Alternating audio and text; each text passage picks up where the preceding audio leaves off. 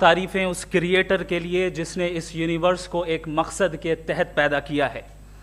Respected जनाब जावेद अख्तर साहब, mister Saurabh Dwivedi और respected audience, thank you all for being here today.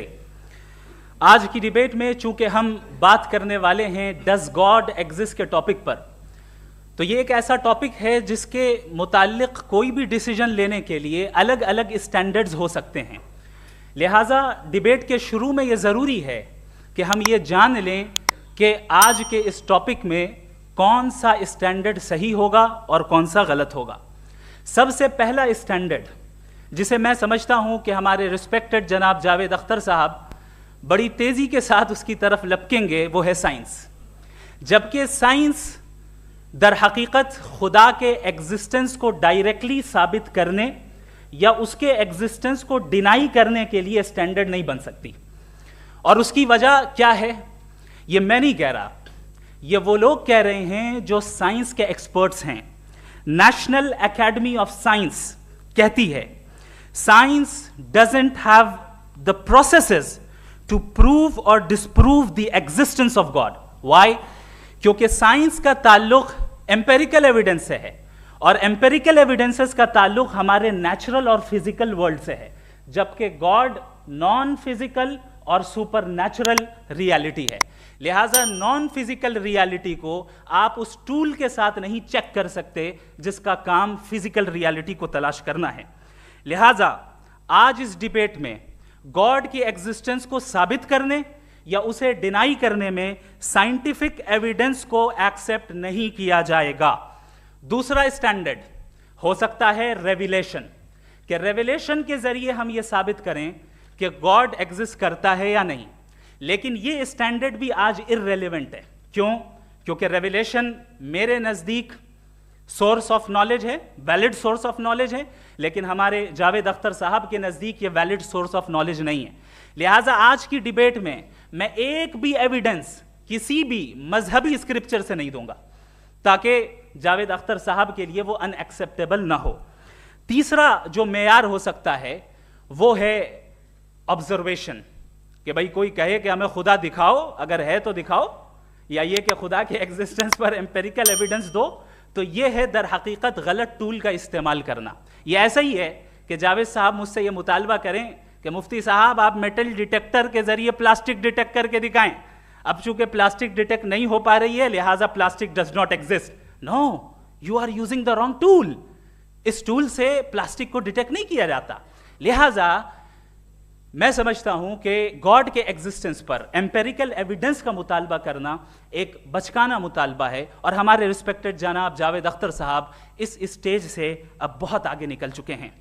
अब बचता है एक ही स्टैंडर्ड, और वो स्टैंडर्ड है अक्ल, लॉजिक, रीजनिंग। और यही वो स्टैंडर्ड है जिसके तहत गॉड की एग्जिस्टेंस को साबित किया जाएगा या गॉड की एग्जिस्टेंस को डिनाई किया जाएगा। लेकिन चूंकि ये बहुत इंपॉर्टेंट और सेंसिटिव टॉपिक है, इसलिए लॉजिकल आर्ग्यूमेंट भी ऐसा होना चाहिए जो डेफिनेटिव हो, इनडेफिनेटिव ना हो, जो 2 और 2 4 की तरह बिल्कुल वाजे हो, जिसे लॉजिकली रिजेक्ट करना पॉसिबल नहीं हो। फॉर एग्जाम्पल हम कहें हमारे रिस्पेक्टेड मिस्टर सौरभ साहब ये एक इंसान है और तमाम इंसान कॉन्शियस बीइंग है, लिहाजा नतीजा क्या निकला, हमारे सौरभ साहब भी कॉन्शियस बीइंग है।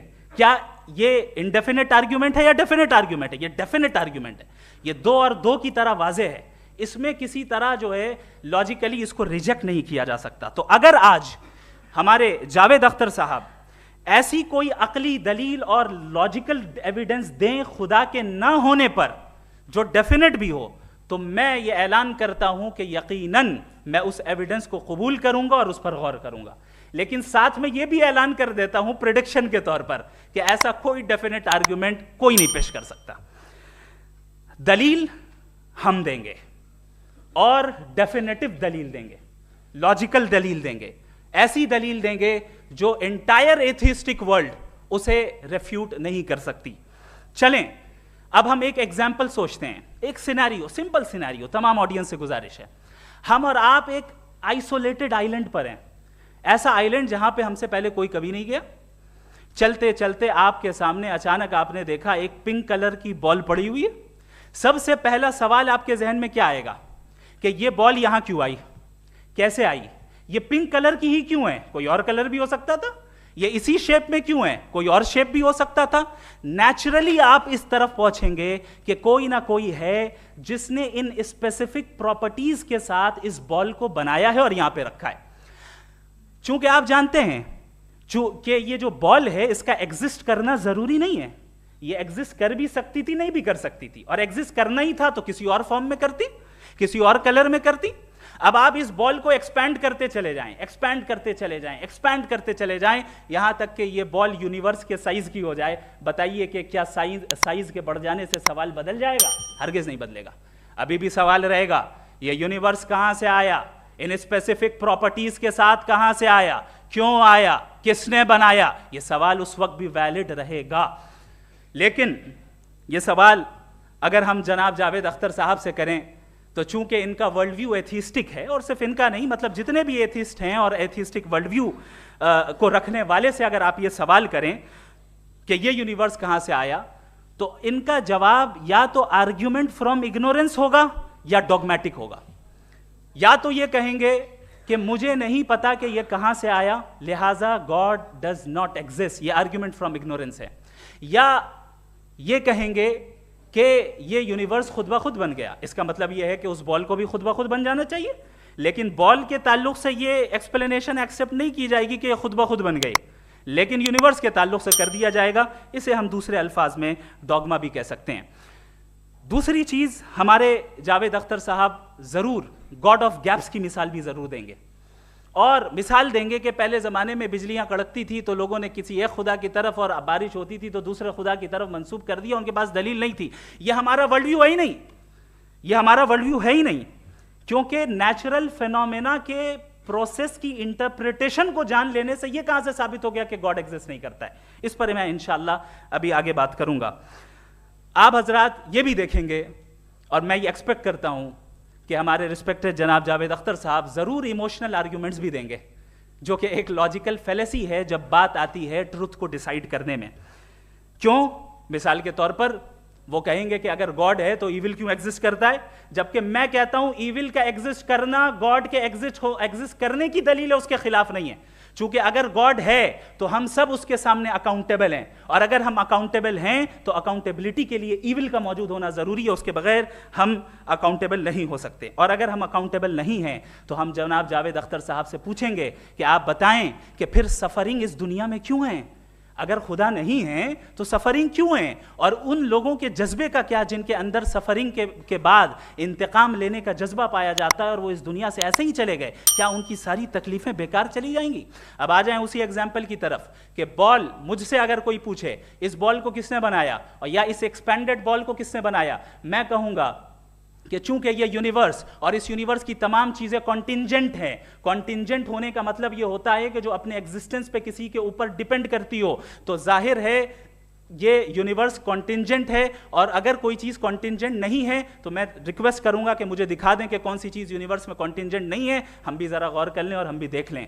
और जब कॉन्टिंजेंट चीजें मौजूद हैं तो फिलोसोफर्स की इस्तिलाह के मुताबिक, हम उस टर्मिनोलॉजी के मुताबिक हम उस जगह तक पहुंचते हैं और उस हस्ती तक पहुंचते हैं जिसे नेसेसरी बीइंग कहा जाता है, कि ये वो नेसेसरी बीइंग है जिसका मौजूद ना होना नामुमकिन हो। क्योंकि अगर ये मौजूद ना हो तो सारी चीजें एग्जिस्टेंस में आएंगी ही नहीं, और ये सारी कॉन्टिंजेंट चीजें उसी के ऊपर डिपेंड करती हैं। अब अगर आप ये सवाल करते हैं कि फिर उस हस्ती को किसने बनाया, फिर उसका कॉज क्या है, फिर उसका कॉज क्या है, फिर उसका कॉज क्या है, और एंडलेसली चले जाएं, इसे हम कहते हैं इन्फिनिट रिग्रेस ऑफ कॉजेस, जो कि लॉजिकल फेलेसी है। कॉन्सेप्चुअली इन्फिनिटी पॉसिबल है। मिसाल के तौर पे न्यूमेरिकल्स 1 2 3 गिनते चले जाएं, इन्फिनिट नंबर्स हैं। मैं कॉन्सेप्चुअली बात नहीं कर रहा, प्रैक्टिकली रियलिटी में साबित करके दिखाएं कि infinite regress of causes possible हैं या नहीं। अगर पॉसिबल हैं तो हम मान लेंगे, मिसाल दे दें, और पॉसिबल नहीं है तो एक ही ऑप्शन बचता है जिसे हम कहते हैं नेसेसरी बीइंग। ऐसी नेसेसरी बीइंग जो इंडिपेंडेंट है, क्योंकि अगर वो डिपेंडेंट हुई तो वो नेसेसरी नहीं रहेगी।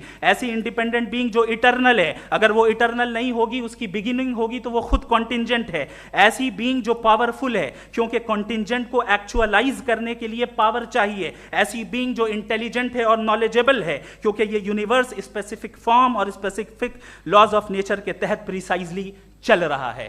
Thank you. थैंक यू मुफ्ती साहब। मैं इन दलीलों के बाद जावेद अख्तर साहब से गुजारिश करूंगा, आप बैठ के बोलना चाहेंगे या बाहर? जी।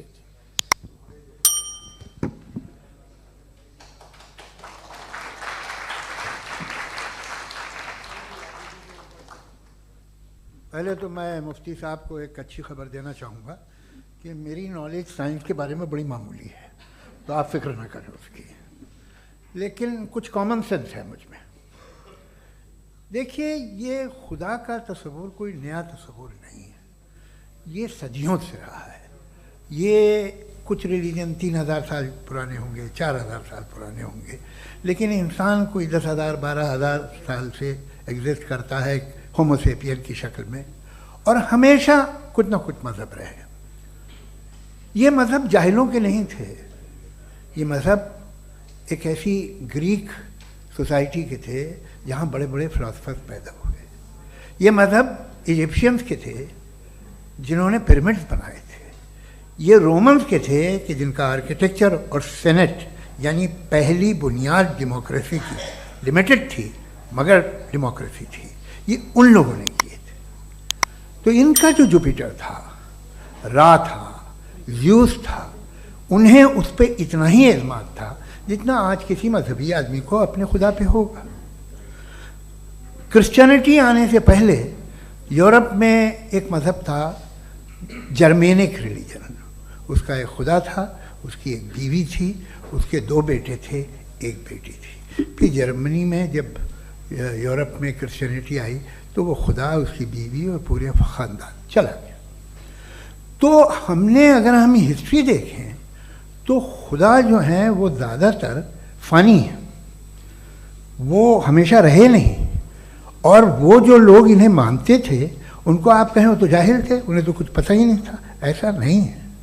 वो अपने वक्त में बड़े काबिल लोग थे और अपने वक्त में उन्होंने बड़े बड़े काम किए हैं, फिलोसफर्स थे, साइंटिस्ट थे, लेकिन उनका मज़हब कहाँ गया, उनके खुदा कहाँ गए? आज जो खुदा हैं दुनिया में लोग उन्हें मानते हैं। आपको क्या मालूम कि कितने बरसों के बाद क्या होने वाला है? हम यूरोप में देखते हैं तो चर्च खाली हैं। तो वक्त के साथ चीज़ें बदलती हैं। जहाँ तक इसका ताल्लुक़ है मज़हबों का, हर मज़हब आपसे एक चीज़ मांगता है, फेथ। ये फेथ क्या चीज़ होती है?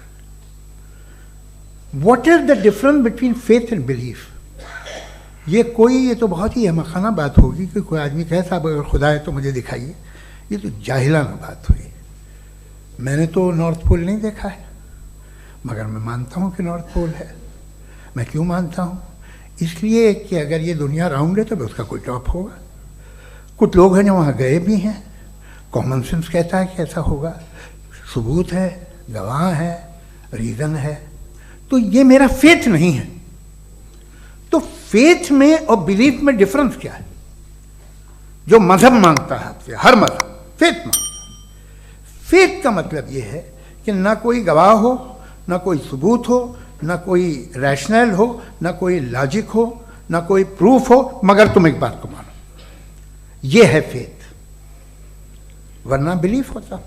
अगर इसमें कुछ भी सबूत होते, गवाह होते, तो फिर इसे आप बिलीफ कहते। जैसे मेरा बिलीफ है कि नॉर्थ पोल है, मेरा फेथ थोड़ी है।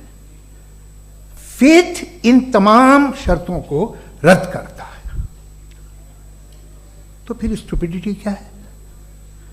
अगर मैं एक बात ऐसी मानूं जिसकी ना कोई लॉजिक है, ना कोई रैशनल है, ना कोई प्रूफ है, ना कोई गवाह है,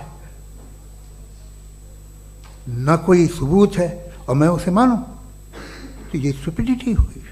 इसे ही भाई कल को मैं यकीन कर लूँ कि एलॉन मस्क जो है मेरा भाई है, तो मुझे इंतहाई खुशी होगी, सुकून भी बहुत मिलेगा मुझे। लेकिन और कहे भाई क्यों मानते हो, क्या सबूत है? भाई वो तो अमेरिकन है और तुम तो इंडियन हो, वो तो नस्ल अलग है, तुम्हें कभी मिले भी नहीं। साहब देखिए, मेरा फेथ है, इस पर बात न किया। फेथ का मतलब ही यह है कि आप प्रूव नहीं कर सकते।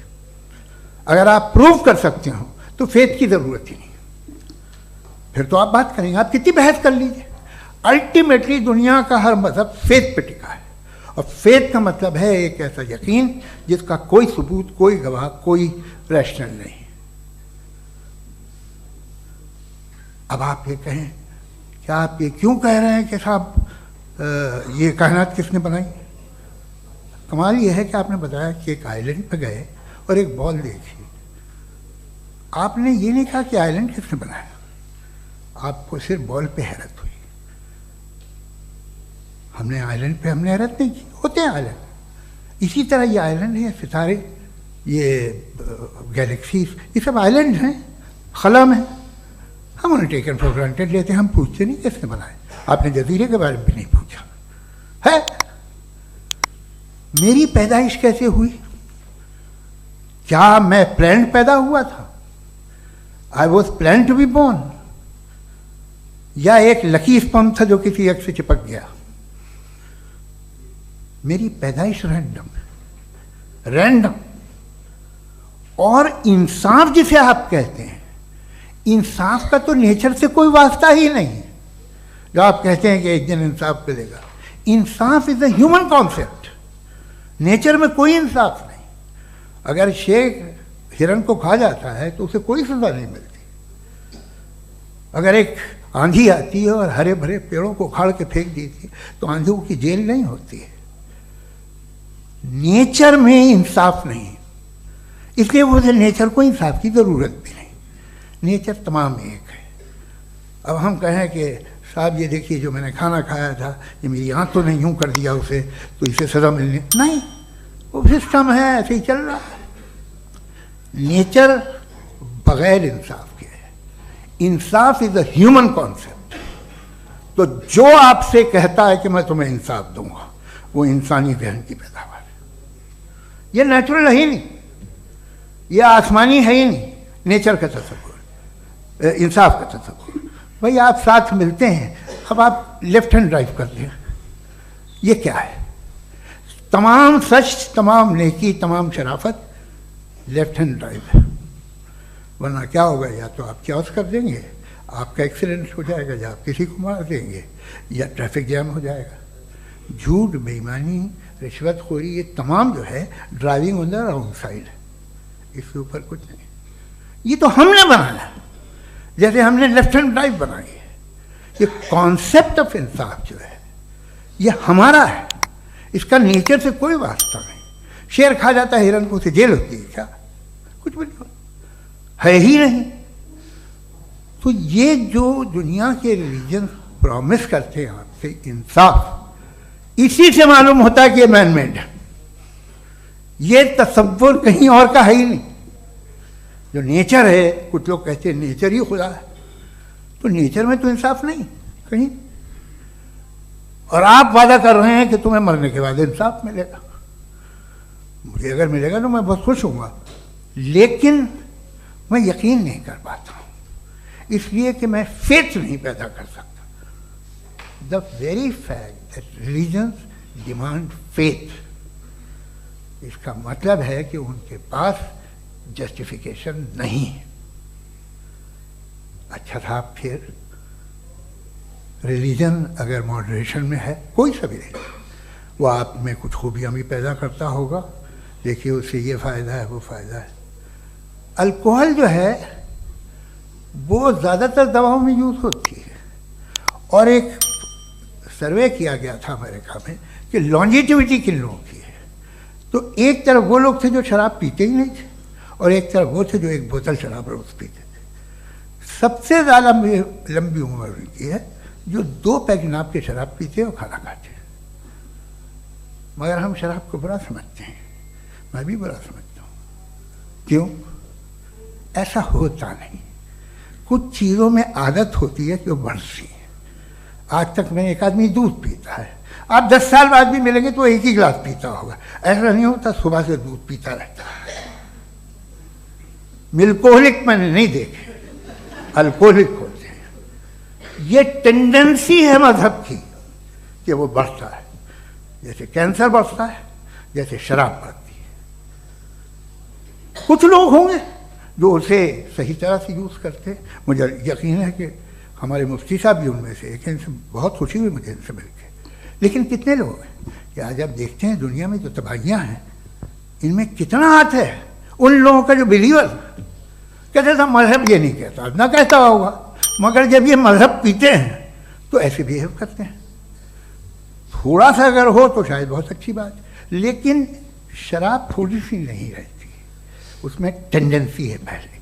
थोड़ा सा अगर 2-3 कैंसर के सेल हो ना बॉडी में तो आदमी स्लिम रहेगा, लेकिन वो 2-3 सेल नहीं रहते, वो मल्टीप्लाई होते हैं।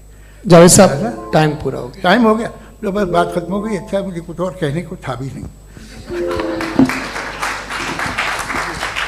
जी, मैं पहले जवाबी दौर के लिए इनवाइट कर रहा हूं मुफ्ती साहब को। Your rebuttal round 1, you have 7 minutes.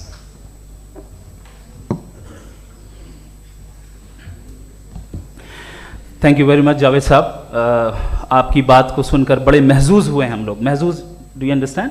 We enjoyed.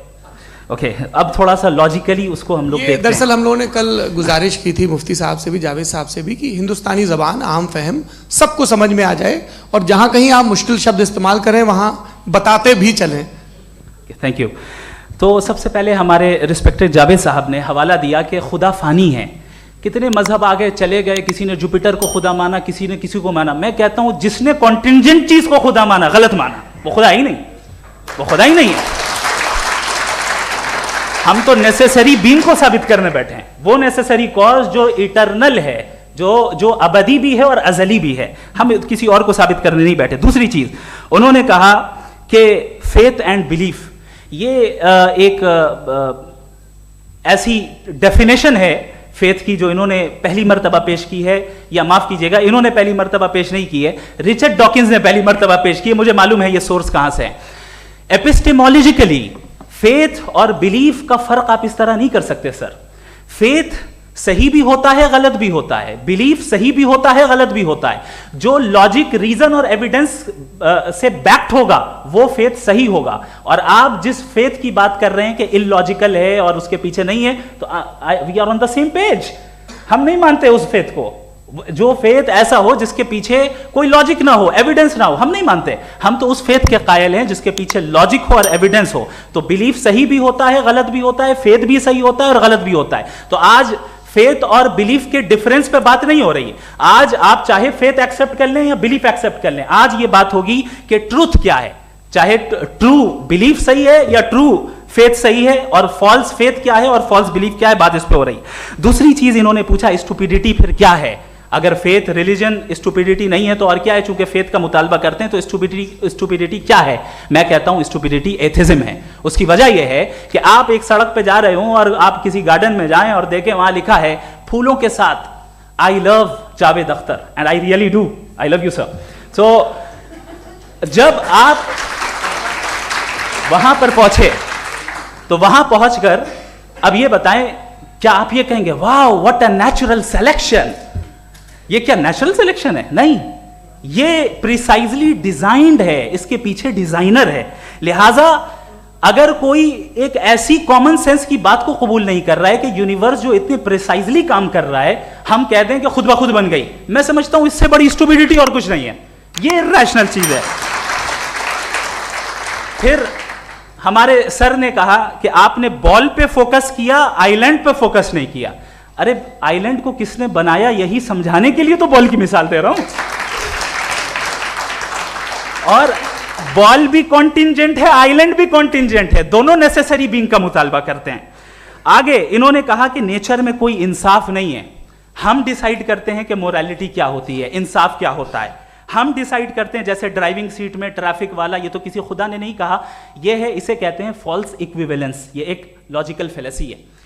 आपने जो है मिसाल दी ड्राइविंग की और ट्रैफिक की, ये सब्जेक्टिव मोरालिटी है। आप सब्जेक्टिव मोरालिटी को मिसाल बनाकर ऑब्जेक्टिव मोरालिटी के ऊपर नहीं थोप सकते। इंसाफ की ऑब्जेक्टिव मोरालिटी। अगर आप ये कहते हैं कि नेचर में इंसाफ नहीं है तो इंसाफ का न होना ये नेचुरल हुआ, तो फिर नेचर को नेचर रहने दे, क्यों हम इतना स्ट्राइव कर रहे हैं दुनिया में इंसाफ लाने के लिए?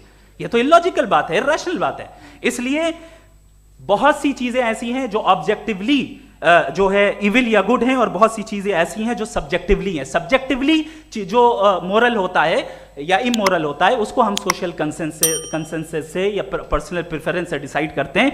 लेकिन जो ऑब्जेक्टिव मोरालिटी है जिसमें इंसाफ आया, जो इन्होंने बार बार रिपीट किया, ये ऑब्जेक्टिव है, सब्जेक्टिव नहीं है। अगर आप कहते हैं ये सब्जेक्टिव है, तो मेरा सवाल आपसे ये है, क्या सोशल कंसेंसस के जरिए अगर जुल्म को सही करार दे दिया जाएगा तो आप जुल्म को जस्टिफाई करेंगे? दूसरी चीज, इन्होंने ये कहा कि 2 पैक शराब पी लें तो वो उतने पे नहीं रहता, बढ़ जाता है। यही मामला मजहब के साथ है, 2 पैक आप पी लें बढ़ेगा। तो ये एक ऐसी मिसाल है, इसको कहीं भी फिट कर लें कि आप एथिज्म पे जब फिट करें, जब आप 2 पैक एथिज्म का लेंगे ना, तो वो बढ़ बढ़ के नॉर्थ कोरिया बनेगा। Thank you.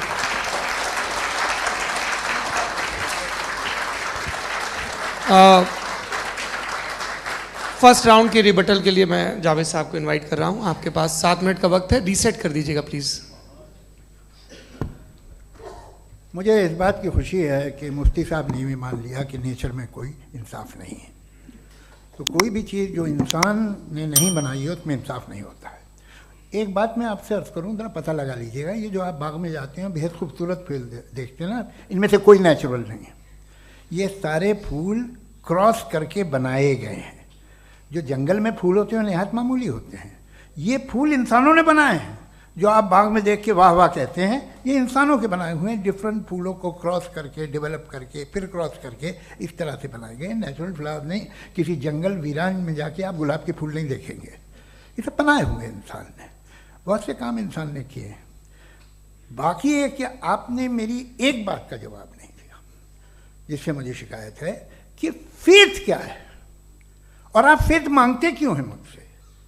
आप तो लॉजिकल हैं, आपके पास तो सारे रैशनल्स हैं, आपके पास सारे सबूत हैं, तो आपको फेथ की डिमांड क्यों करते हैं कि भाई तुम सरेंडर कर दो और सवाल मत करो?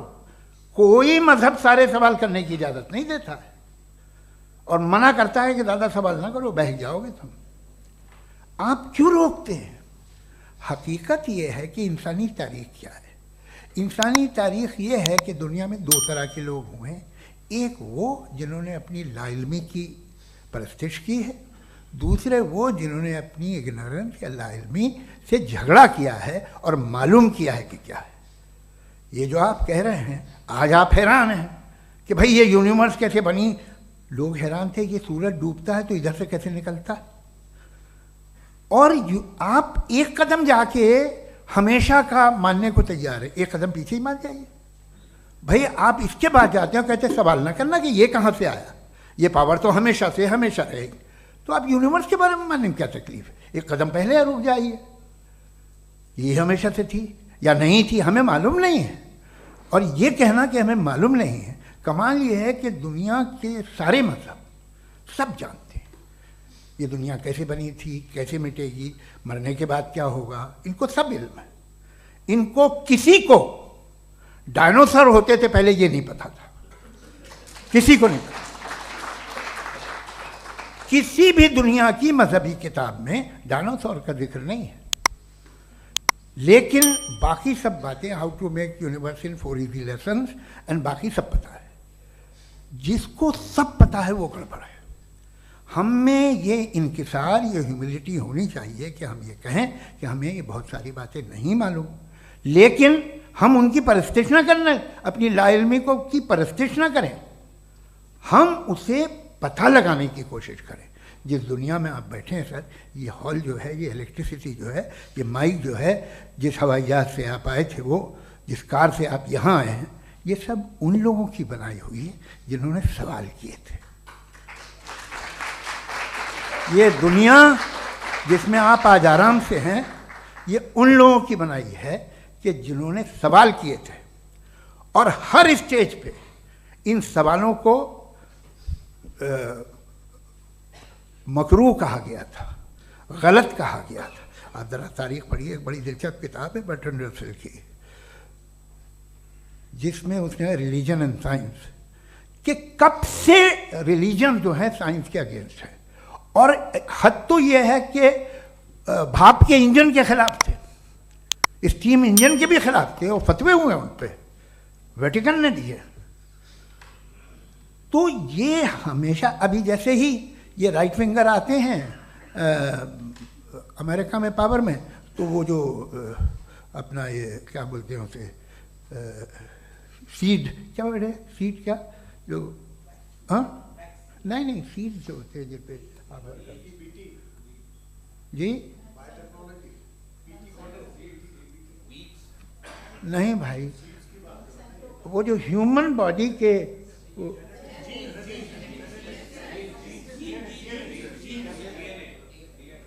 उस पर रिसर्च बंद हो जाती है, रिपब्लिकन नहीं करने देते। अरे भाई इतना डर क्या है तुम्हें? एक ज़माने में बहुत नाराज थे ये सारे मजहबी लोग कि ये इंसान तो इंसान बनाने की कोशिश कर रहा है। आपको क्या तकलीफ भाई, बना ले तो बना लेने दो, ये खौफ क्या है? और ये सब आज जो आप कह रहे हैं नामुमकिन है, ये कैसे हुआ? मुझे एक किस्सा याद आता है। जब मैं छठी क्लास में था तो मैं मैथमेटिक्स में बहुत वीक था, तो एक टीचर रख दिया गया, उसने 1 2 3 4 5 6 7 तो सिखा दिया मुझे। वो दिन मैं भूल नहीं सकता हूँ मुफ्ती साहब, जिस दिन उसने ये बताया कि 1/2 क्या होता है और 3/4 क्या होता है, मुझे ऐसा लगा कि मेरा सर बीच से फट जाएगा। यह आदमी कह रहा है कि जो दीवार के अंदर जाओ वॉक करते हुए। आज हंसता हूँ मैं इस बात पे। तो आज जो बातें आपके जहन से बिल्कुल परे हैं और आप हैरान होते हो उन्हें देख के, एक वक्त आएगा कि मामूली लगेंगे। और हुआ है, आपकी इंसानी तारीख ही है। इतनी जल्दी सारे फैसले आप मत कर लीजिए, थोड़ा ये ह्यूमिलिटी रखिए कि भाई ये हमें नहीं मालूम। ये कहने में क्या आ रहा है? ये यूनिवर्स कहाँ तक फैली, ये कब से है और कब तक रहेगी, हमें नहीं मालूम। आपने फैसला कर लिया कब बनी। ये आपके हिसाब से कोई 14 बिलियन ईयर बनी जो समझा जाता है। उससे पहले हजारों करोड़ों अरबों साल तक खुदा बैठा क्या कर रहा था? खामोश बैठा था, ऐसी जमाइयाँ ले रहा था। फिर उसे आइडिया है, यार एक काम करते, वक्त अच्छा गुजर जाएगा, यूनिवर्स पर आपसे सोचिए। वो तो हमेशा से है ना, मगर यूनिवर्स हमेशा से नहीं है, ये तो बनाई गई है। और उससे पहले क्या था, इनका क्या काम था? कैसी बात है, ये बड़ा आसान है। जो बात हमें आज धीरे धीरे पता चली है, बरसों 2000 और 2500 साल पहले आपको किसी ने बता दिया कि क्या था, आप मान गए, और तब से वही मान रहे हैं जो 2500 साल पहले कहा गया था। सब कुछ बदल गया है, सॉल्व हो रही हैं चीज़ें। अभी साइंस बिल्कुल दावा नहीं करती, या कोई फिलोसफर ये दावा नहीं करता कि हमें सब मालूम, बल्कि वो कहता है कि हमें जितना मालूम होता है उससे ये मालूम होता है कि हमें कितना कम मालूम। तो हम अपनी जहालत से लड़ें, उसकी परस्तिश न करें। जी, time. Thank you so much. मैं तर्कों की श्रृंखला में राउंड 2 के लिए मुफ्ती साहब को आमंत्रित कर रहा हूँ। आपके पास एक बार फिर से 7 मिनट का वक्त है। शुक्रिया। जनाब जावेद अख्तर साहब कई मरतबा दोहरा रहे हैं कि फ़ेथ का मतलब बताइए, फ़ेथ का मतलब बताइए। मैंने बता दिया, फ़ेथ सही भी होता है, गलत भी होता है। और आज हम फ़ेथ पे बात नहीं कर रहे, हम ट्रुथ और डज गॉड एग्जिस्ट पे बात कर रहे हैं। क्या डज गॉड एग्जिस्ट, ये ट्रुथ यानी गॉड है या नहीं है, इसमें से दोनों ट्रुथ क्या है। अब आप उसे फ़ेथ कह लें, बिलीफ कह लें, नॉट माई बिजनेस।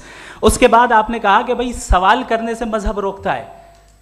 मैं कहता हूं जो रोकता है वो रोकता होगा, मैं नहीं रोकता, बल्कि सवाल करें, सवाल करना चाहिए। सवाल कर करके तो हम आगे बढ़ते हैं, तरक्की करते हैं, और इसीलिए मैं आज यहाँ पे आया हूँ। लेकिन सवाल सिर्फ खुदा से नहीं होगा, आपसे भी होगा। सवाल एथिज्म से भी होगा, सवाल सिर्फ मजहब से नहीं होगा, सबसे होगा। और आज मैं सवाल करूंगा और उम्मीद है कि आप जवाब देंगे। अभी तक आपने वैसे कॉन्टिंजेंसी आर्गुमेंट का कोई जवाब नहीं दिया। चलें, आपने कहा यूनिवर्स के बारे में इटर्नल क्यों नहीं बोल देते। ये चूंकि लॉजिकली पॉसिबल ही नहीं है कि यूनिवर्स इटर्नल हो। यूनिवर्स एक कॉन्टिंजेंट चीज है जो टाइम एंड स्पेस के पाबंद है, टाइम एंड स्पेस से बाउंड है। जो टाइम एंड स्पेस से बाउंड होगा वो कॉन्टिंजेंट होगा, जो कॉन्टिंजेंट होगा वो उसकी बिगिनिंग हुई होगी, जिसकी बिगिनिंग हुई होगी वो इटर्नल नहीं हो सकता। ये तो कॉमन सी बात है। आपने कहा कि किसी मजहबी किताब में डायनासोर का जिक्र नहीं है। अफसोस कि आज तक किसी मैथमेटिक्स के किताब में मुझे डायनासोर का जिक्र नहीं मिला। तो इसका मतलब मैथमेटिक्स की किताब बेकार है? नहीं, उसका वो टॉपिक नहीं है। रेवलेशन का और मजहबी किताबों का टॉपिक ये नहीं है कि आपको आके बताए साइकिल कैसे बनाते हैं, या आकर ये बताएं कि जो है डायनासोर कब था। वो तो मोरालिटी सिखाने आया है, गॉड के बारे में बताने आया, नॉन फिजिकल रियलिटी की हकीकत को सिखाने के लिए आया। रिलीजियन साइंस को रोकता है? नहीं रोकता। अगर रोकता है तो गलत करता है। रिलीजियन साइंटिज्म को रोकता है, जिसमें हमारे जावेद साहब मुब्तला हैं। साइंस और साइंटिज्म में फर्क है। साइंटिज्म यह है कि आप समझें कि साइंस और साइंटिफिक मेथोडोलॉजी ये नॉलेज को हासिल करने का वाहिद सोर्स ऑफ नॉलेज है, यह है साइंटिज्म। हम इसे रिजेक्ट करते हैं। हम साइंस को तो तरक्की करते हैं, भाई आप हमारी पूरी तारीख कर लें, पढ़ लें तो आपको पता चल जाएगा। बहरहाल ये अलग टॉपिक है। उसके बाद इन्होंने एक लफ्ज़ कहा, वेटिकन ने फतवा दिया। वेटिकन का फतवे से कोई ताल्लुक नहीं है, दोनों कॉन्ट्राडिक्टरी अल्फाज हैं। उसके बाद उन्होंने कहा कि भाई हमें नहीं मालूम। अगर नहीं मालूम तो क्लियरली कह देना कि नहीं मालूम है, इसमें क्या हरज है। तो वही तो मैं कह रहा हूं ना कि आप कह दें कि नहीं मालूम, लेकिन क्लेम क्यों कर रहे हैं कि गॉड एग्जिस्ट नहीं कर रहा है। आप कह दें नहीं मालूम है, हो सकता है हो सकता ना हो, लेकिन आप क्लेम कर रहे हैं। The moment you say God does not exist, this is a claim, and now the burden of proof is upon you too, जैसे हमारे ऊपर है। और क्यों है मैं बताता हूं, क्यों है ये भी मैं बताता हूं। फिलोसॉफिकली जो क्लेम होता है ना, सिर्फ ये नहीं होता कि इंसान कहे पॉजिटिव क्लेम करे और नेगेटिव क्लेम करे तो बर्डन ऑफ प्रूफ नहीं है। आप मिसाल के तौर पे मैं कहूं कि फुला उस कमरे में कोई नहीं है, मैंने एक नॉलेज का क्लेम किया है। उस कमरे में कोई नहीं है, मैंने एक नॉलेज का क्लेम किया। या तो मैं कहूं मुझे नहीं पता, हो भी सकता है नहीं भी हो सकता है, this is not a claim. लेकिन जब मैं कह रहा हूं कि वहां कोई नहीं है, या मैं कह रहा हूं वहां कोई है, दोनों क्लेम है और दोनों के ऊपर बर्डन ऑफ प्रूफ है। हमारे ऊपर भी बर्डन ऑफ प्रूफ है, मैंने कंटिजेंसी आर्ग्यूमेंट दिया, इसे तोड़कर दिखाइए। आखिरी चीज इन्होंने कहा कि खुदा दुनिया बनाने से पहले 150 साल पहले या करोड़ों साल पहले क्या कर रहा था। अरे हजरत, चलें बहरहाल मैं जवाब दे देता हूं। आप हमारे रिस्पेक्टेड पर्सनालिटी हैं, अगर आप नहीं होते तो मैं ऐसे एंटरटेन ही नहीं करता। टाइम, ये 100 साल पहले या 100 साल बाद, पहले बाद में अभी, ये वो अल्फाज हैं जिनका ताल्लुक टाइम से है।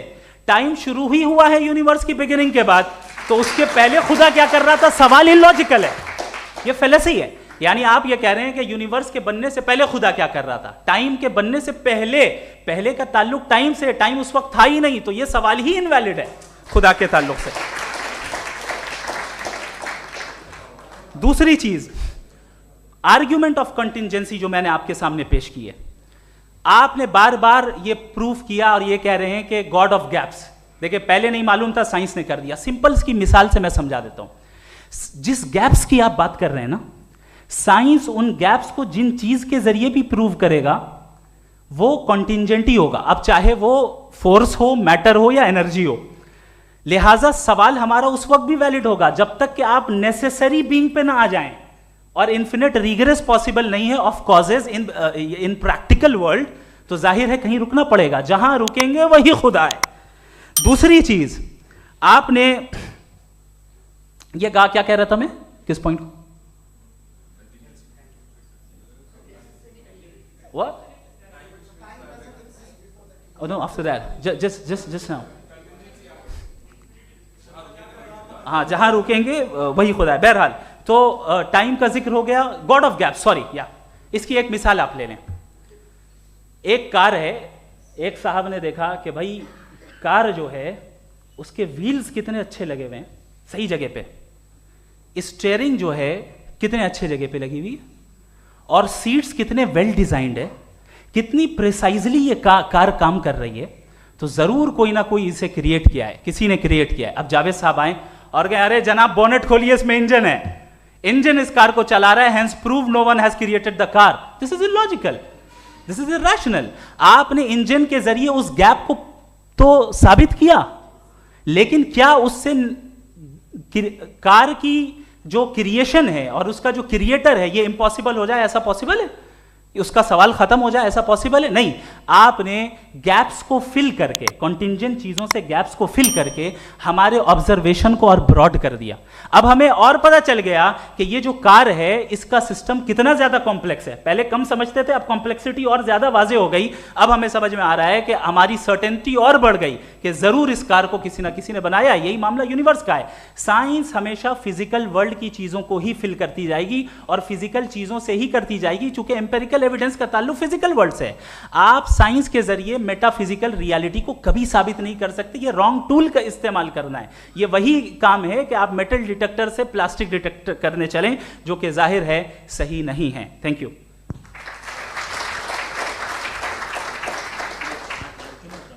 जी, ये आर्ग्यूमेंट का राउंड 2 है। हाँ। 7 मिनट है। पहले तो मैं आपसे अर्ज करूं कि आपने कहा कि जब कायनात ही नहीं थी तो वक्त भी नहीं था, कुछ भी नहीं था। कैसे नहीं था? खुदा था। एक एग्जिस्टेंस तो था ना खुदा का। तो जब खुदा था तो वक्त भी होगा। ऐसा नहीं है कि कुछ भी नहीं था, खुदा था। अच्छा, बाकी ये कि आपने कहा साहब आप साबित कीजिए, आपके पास भी लॉजिक है, मेरे पास भी लॉजिक है। आप मेरा जिम्मेदारी नहीं है साबित करना कि खुदा है। बर्टन रसल ने बड़ी अच्छी बात कही। बर्टन रसल ने बड़ी अच्छी बात कही। मैं आपसे अगर ये दावा करूं कि एक चाय की केतली मरीख के चारों तरफ घूम रही है, मार्स के चारों तरफ, तो ये आपका काम नहीं है कि आप साबित करें कि कोई चाय की केतली नहीं है। ये मेरा काम है, मैंने दावा किया है। ये दावा तो मजहबी लोग करते हैं कि खुदा है। मैं क्यों साबित करूं कि नहीं है? जब तक आप मुझे कन्विंस नहीं कर देंगे मैं नहीं मानूंगा। आपकी जिम्मेदारी है, मेरी जिम्मेदारी नहीं है। दोयम ये कि ये जो आप कह रहे हैं, जो गैप्स हैं, ये गैप जब जब किसी मजहब को चैलेंज करते हैं, जब ऐसा कोई बात आती है तो हंगामा हो जाता है कि जब वो चैलेंज करें किसी फेथ को। ये तमाम साइंस जो है इसे मुख्तलिफ जगहों पे मुख्तलिफ वक्तों में मजहब ने रोकने की कोशिश की है। ये किताब है religion and science, Burton Russell की, पढ़िएगा, अच्छी लगेगी आपको। तारीख ही है साइंस, मजहब की साइंस से उसका यही रिश्ता है। अच्छा, अब ये हम सोचें कि बहरहाल ये वजूद जो है मजहब और ये बिलीव इन गॉड इंसान को बेहतर बना देता है। तो एक काम कीजिए, हिंदुस्तान वर्ल्ड का नक्शा लीजिए और मार्क कीजिए कि रिलीजन कहाँ कहाँ ज़्यादा है, कहाँ कहाँ, चाहे वो लैटिन अमेरिका हो या मिडल ईस्ट हो या फार ईस्ट हो या हिंदुस्तान के वो इलाके जहाँ मजहबियत ज़्यादा है। रख दीजिए नक्शा अलग। अब दूसरा नक्शा कि कहाँ कहाँ नाइंसाफ़ी, रिप्रेशन, औरतों के हुकूक की पामाली, जुल्म, डिक्टेटरशिप कहाँ है, नक्शा एक ही होगा। तो आप मुझे बताएं कि जो इसका तरकीब इस्तेमाल क्या है, खुदा का तरकीब इस्तेमाल तो बताइए। आप छोटी सी दवा सड़क पे बेचते हैं, उसकी भी तरकीब इस्तेमाल बताते हैं। इसके इस्तेमाल से तो फ़ायदा नहीं हुआ किसी को। जो सारे के सारे ख़राब मुल्क हैं, ख़राब समाज है, वो सारे जुल्म खुदा के नाम पे करते हैं। वो गलत करते हैं, सही करते हैं, मुझे क्या लेना देना उससे। इस्तेमाल से मालूम होता ना। एक विस्की की बोतल कभी शायद देखी हो आपने, लाल रंग की होती है, उस पर रोशनी और छपड़ा इंतहाई खूबसूरत लगती है, क्या बिगाड़ रही है किसी का? उसका इस्तेमाल गलत है, इसलिए आप उसे नापसंद करते हैं। इसका इस्तेमाल गलत है, इस तसव्वुर का इस्तेमाल ही गलत है और हमेशा से गलत हुआ है। आप देख लीजिए, इंसानी तारीख देख लीजिए, आज देख लीजिए, हिंदुस्तान देखिए, दुनिया देख लीजिए, क्या हो रहा है। इसे कैसे इस्तेमाल कर रहे हैं फेथ वाले लोग? क्या फेयर हैं, जस्ट हैं, जो अपने खुदाओं पे यकीन रखते हैं? वो किस तरह के लोग हैं? वो लोगों को इंसाफ देते हैं, वो बेहतर इंसान बने। तो इस दवा का फ़ायदा क्या है? चलो बहुत फ़ायदा हो रहा तो मैं इस्तेमाल कर लूँगा, मुझे तो इस दवा का कोई फ़ायदा दिखता ही नहीं।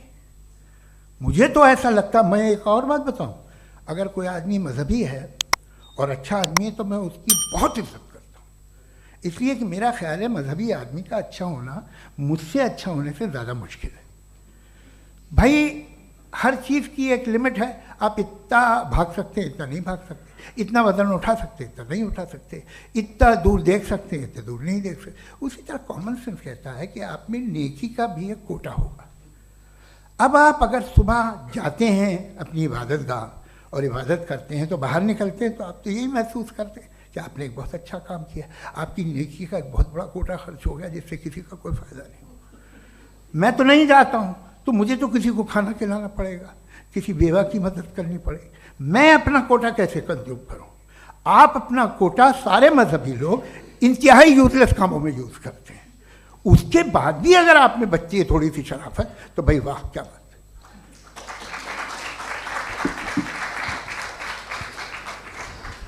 एक तो मुझे ये बात बहुत अच्छी लग रही है कि दोनों ही विद्वान समय को मानते हैं और बहुत समय से अपनी दलीलें और बाज दफ़ा समय से पहले अपनी तकरीरें पूरी करके अपनी अपनी कुर्सी पर बैठ रहे हैं। ये इस आर्ग्यूमेंट का राउंड 2 पूरा हुआ। अब रिबटल का राउंड 2 है और उसके बाद क्रॉस एग्जामिनेशन होगा। नहीं, आपका आर्ग्यूमेंट हो गया सर।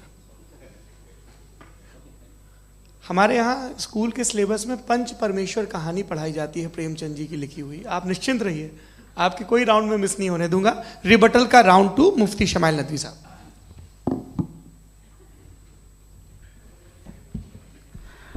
असल में जो हकीकी प्रॉब्लम है, असल प्रॉब्लम है वो ये है कि जावेद साहब के पास कॉन्सेप्ट ऑफ गॉड क्लियर नहीं है। इन्होंने कहा कि कायनात से पहले खुदा तो था, तब भी तो टाइम होगा।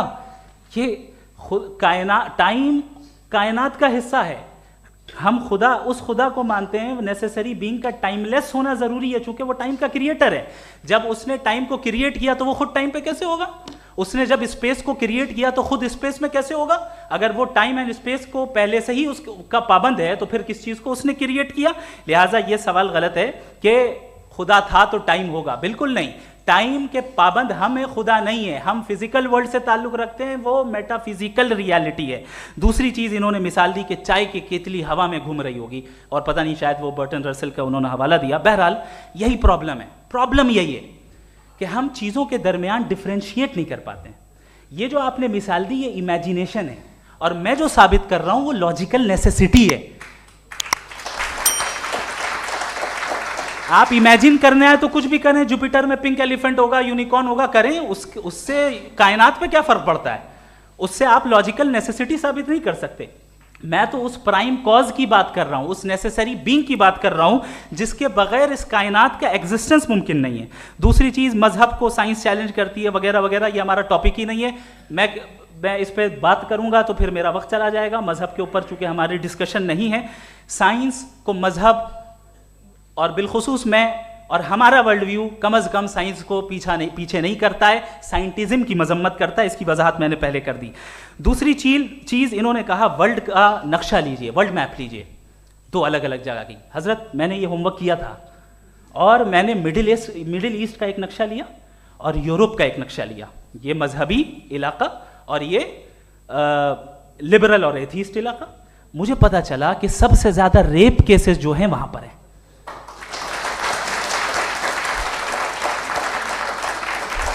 मुझे ये पता चला यूएन की रिपोर्ट के मुताबिक, मैं ये अपने घर से नहीं लेके आ रहा, कि जो वर्किंग वुमेन है यूरोपियन कंट्रीज में, उसमें 81% वुमेन सेक्सुअल हैरेसमेंट का वर्क में शुमार हो रही है। ये मिडिल ईस्ट में नहीं हो रहा है, वो मजहबी